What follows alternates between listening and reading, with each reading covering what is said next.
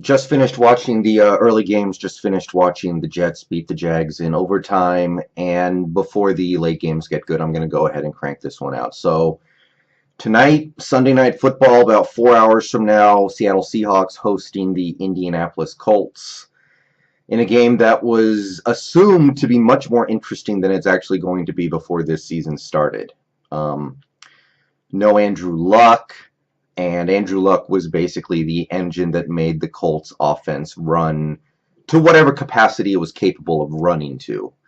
Certainly, Luck has played poorly in the last couple seasons, and the Colts haven't been that good in the last couple seasons, but whatever they had came from Andrew Luck in large part. Now, about this game in terms of winning or losing, of course, you fully expect the Seahawks to take care of business and win tonight, however they need to get it done. This is not, there's no room, there's no maneuverability for any kind of excuse for things not going your way tonight.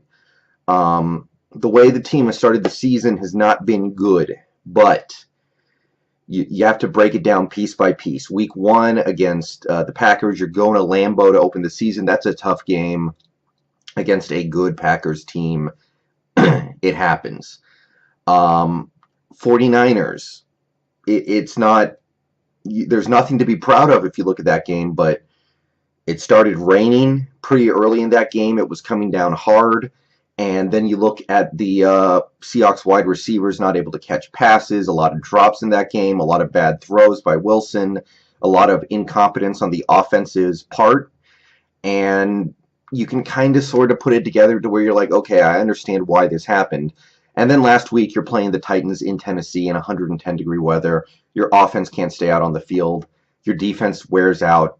I get it. I know why that happened. It's not okay, but you know why it happened. Tonight's a different story. There is no reason to not win a game where you're hosting a team like the Colts. There's no reason to not look good. And obviously, if you lose this game, then you know your team has some serious, serious problems that are probably not going to be addressed anytime this season. So that's number one. If you lose tonight, you can pretty much cancel your January and February plans if you still have them. But you would certainly assume that they're going to at least take care of that. So what are we looking for tonight in this game? This one of the easiest games left on our schedule.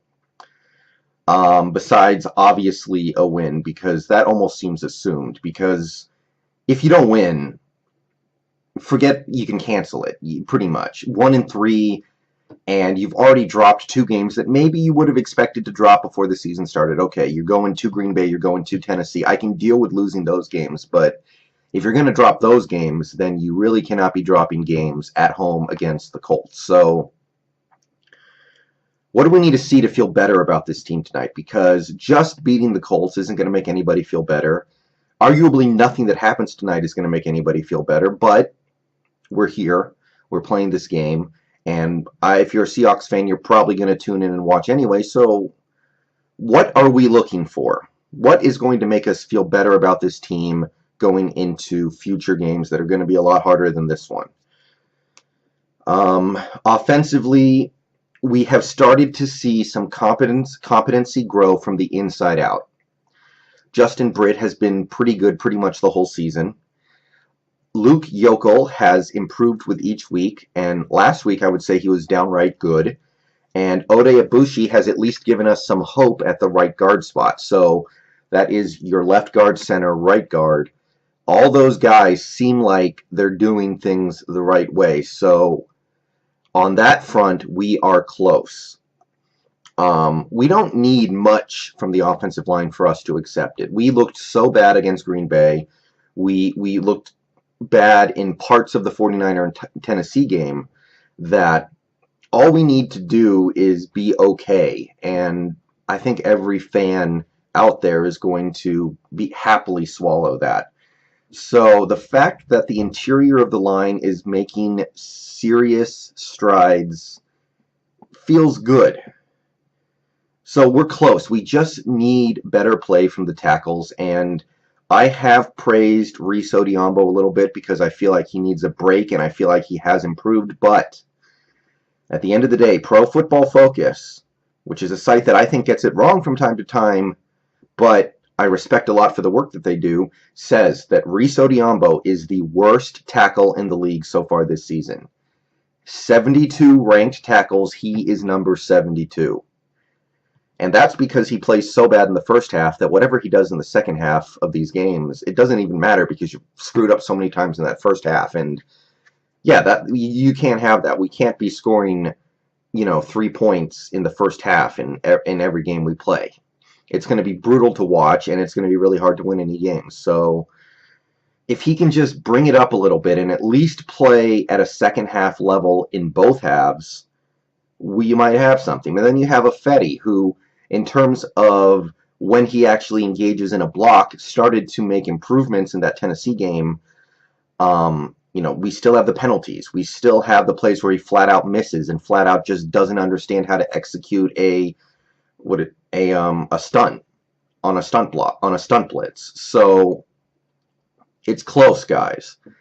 And what we need tonight is signs that it is continuing to get better, because the Colts, they don't have much of anything on the side of defense. They played a pretty good game defensively against the Cardinals, which is a game they ended up losing anyway, but this is not a defense that has really any players except maybe Vontae Davis on that defense that you would say, oh, that's a good player. As of right now, some of these guys might come around, and it's hard to notice these guys when they're playing on a really bad defense that is currently giving up 30 points a game. But as of right now, you would reasonably say the only guy on that defense who we know is a really good player is Vontae Davis.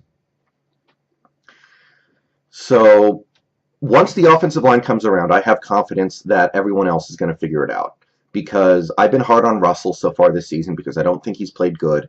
I've been hard on some of the wide receivers for dropping a lot of passes, but I believe those guys will figure it out if the offensive line can figure it out, because that's the foundation.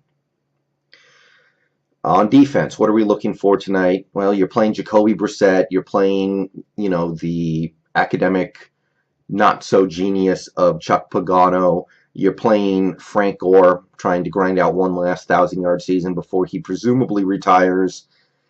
And you're basically just playing a NFL offense that doesn't give you much in terms of what you would want from a modern NFL offense. So it's definitely a game that you should control just based off that. But I want to see more stuff from this defensive line. We should be running a bulldozer through most of these offensive lines that we play. I liked what I saw against Green Bay. I was not so enthusiastic about what I saw against the 49ers, but it was okay, and the Titans was awful. Now, the Titans game, I kind of know why that happened. I understand that it was 110 degrees and the offense couldn't stay on the field. And I've been easy on the defense so far this season because I just don't see how much I can put on them when the offense cannot maintain a drive for more than a couple minutes. So I've been easy on those guys, but there is plenty of room for improvement. I want to see some serious pass rush all night long tonight. And, of course, you have to get better against the run, because even though I've made some excuses for the way the run defense has played so far this year, it's still kind of embarrassing to see this defensive line get run over by some of these offensive lines that are good, but they shouldn't be winning every battle against us. In some of these games, they are. And the other thing is turnovers. I'm getting sick of this team not forcing very many turnovers. It's been going on since basically the second half of last year. We just haven't been getting the ball.